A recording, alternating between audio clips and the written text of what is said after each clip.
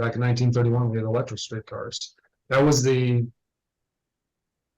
traditional way of transportation. It wasn't vehicles until vehicles were introduced, and then we got rid of all the streetcars, unfortunately. But this is a way of life. Back in the day, it's just we've gotten away from that with the automobile.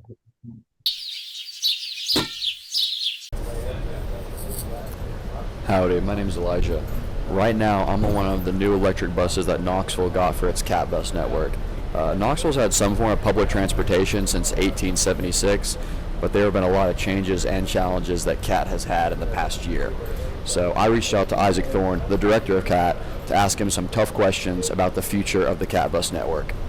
You a Joe Rogan fan? I'm not. No, I don't really listen to him that much. This is Isaac Thorne. He's the director of transit at CAT. He's the guy who makes sure the entire bus system is working right. Before we talked about the future of CAT, I wanted to ask him about Knoxville's bus driver shortage.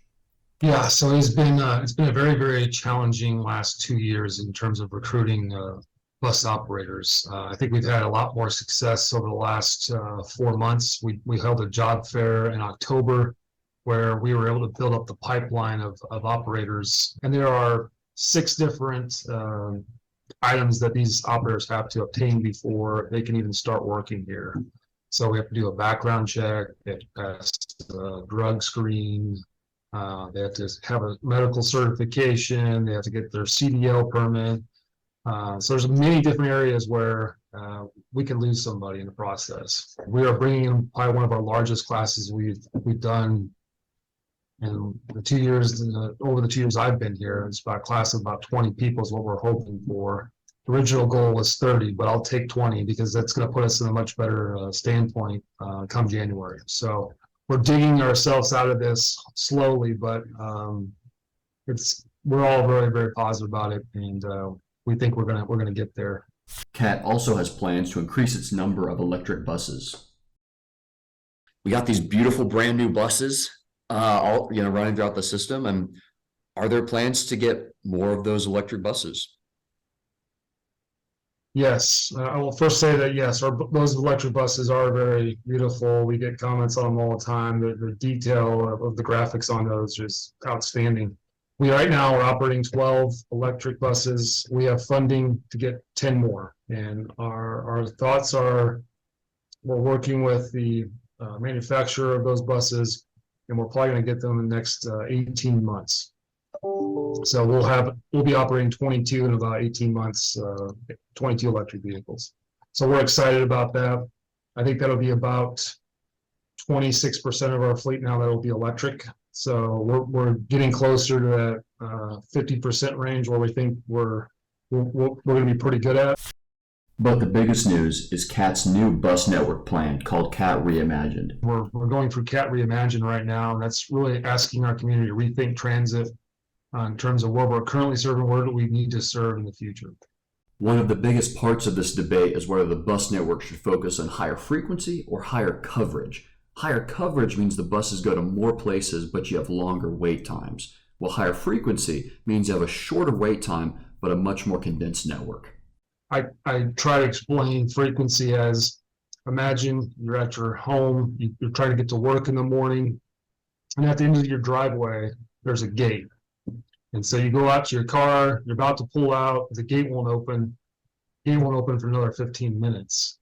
That's what a customer has to deal with using transit when they get to a bus stop and they're having to wait, 15, 30 minutes. Frequency is freedom for those customers. And it's also be an annoyance to a customer who has to wait every 60 minutes for a bus. So it is important in terms of our operation and also increasing ridership, having that frequency. Based on public feedback, it seems like people prefer more frequency versus coverage. Thinking, and we also ask them too to say how much of our service should be coverage. That's usually our 60-minute route. How much of our service should be more focused on frequency? And so they came back, and the public told us, somewhere in that 68% high frequency, and the remainder being coverage. And so the KTA board voted, I want to say a couple months ago, a 70-30 split. So we have taken that information. We're working with our consultants to come out with a network design of all of our routes and how that 70-30 split's going to work. The second phase is now going back out to the public and saying, what do you think? So we're almost there. We're going to start that probably in late February, that second phase of public engagement to hear what they think about this reroute or network redesign. One of the most interesting parts of the new bus network design is the proposed high-frequency route along Broadway. Something that CAT's looking at doing and we're working on is an accelerated bus corridor project on Broadway. It's a bus operating at a frequency of 15 minutes or less throughout the day and into the evening hours. So it's not just off-peak, on-peak. Or in a few hours in the morning, you have high-frequency transit, a few hours in the afternoon. This will be all day, high-frequency, 15-minute service throughout the day. We're going to have some very nice stops, and it's going to be easy to use with more connectivity and sidewalks. So that's something it's been delayed, but we're getting there. And I think that's going to be kind of the standard moving forward. At least I'm hoping for other areas throughout the community. You also have light signalization priority. So for transit, you can have either high, medium, or low. We'd always be apply that medium or low. What that does, and we're doing this on Broadway, is when the bus pulls up to a stoplight, it'll stay green a little bit longer for us to get through. Or if it's at a red light, the bus pulls up, it'll turn green faster. So that's, again, how we get that rapid transit every 15 minutes. It's staying on schedule for that. So I wanted to make sure I mentioned that because that's a key to accelerated bus corridor projects. Gotcha. Another improvement would allow riders to pay for their bus ticket using their phone. Mobile ticketing is basically another way for our customers to access public transportation. Right now, you can buy a pass at a customer service window. I mean, that'd be a 30-day pass or a one-day pass. But now we're going to give our customers the opportunity, because a lot of people don't carry around cash, get the opportunity to basically download the transit app for Knoxville Area Transit, and they're going to be able to put in a credit card, debit card, whatnot, and purchase their one-way ticket or a 30-day pass through that bus app. That's called mobile ticketing.